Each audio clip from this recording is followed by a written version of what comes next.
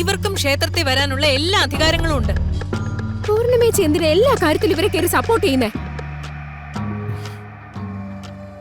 ഇവര് ക്ഷേത്രത്തിൽ വരുന്ന എനിക്ക് ഇഷ്ടമല്ല. അതിന് ഞാൻ എന്താ ചെയ്യണ്ടേ?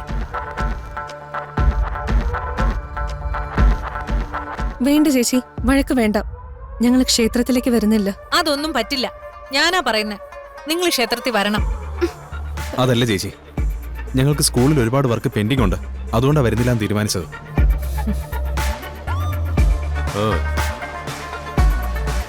ഇവർക്ക് വരാൻ താല്പര്യമില്ലെങ്കിൽ എന്തിനാ പൂർണിമ നിർബന്ധിക്കുന്നേ? കിരൺ, ദുർഗ,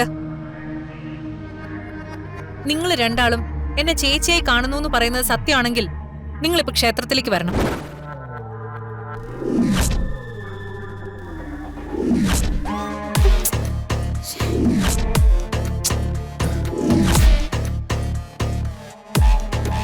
ഇതെന്റെ തീരുമാനമാണ്.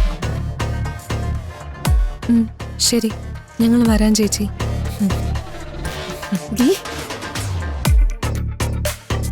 അതെ, ഞങ്ങൾക്ക് ചേച്ചി സ്വന്തം ചേച്ചി തന്നെയാ. എങ്കിൽ രണ്ടാളും പോയി റെഡിയായിട്ട് വാ.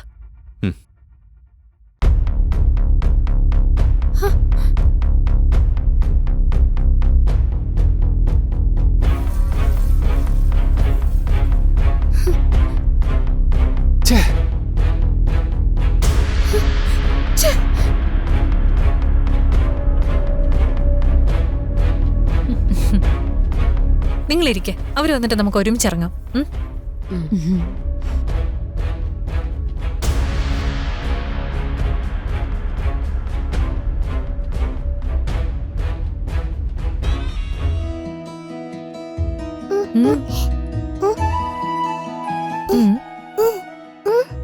ആഹാ, മോള് ദുർഗയുടെയും കിരണിന്റെയും കൂടെ ഇരുന്ന അമ്മ ഒറ്റയ്ക്കായി പോവില്ലേ?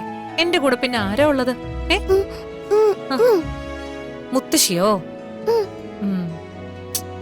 എന്നാലും മോള് അമ്മയുടെ കൂടെ ഇരിക്കുന്നതല്ലേ നല്ലത്. അവർ രണ്ടുപേരും ഒന്നിച്ചിരുന്നോട്ടെ. അമ്പലത്തിലേക്കല്ലേ പോകുന്നേ, ഹണിമൂൺ ട്രിപ്പ് ഒന്നും അല്ലല്ലോ. ധ്വനിമോൾ അവരുടെ കൂടെ ഇരുന്നോട്ടെ. കുഞ്ഞിന്റെ സന്തോഷമല്ലേ നമുക്ക് വലുത്. ധ്വനിമോള് വണ്ടിയിൽ ഞങ്ങളുടെ കൂടെ തന്നെ ഇരുന്നോട്ടെ ചേച്ചി.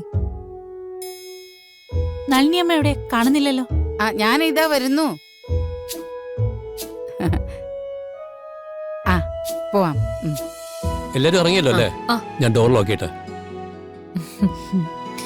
ഇറങ്ങാ തോന്നെ. പോവാം.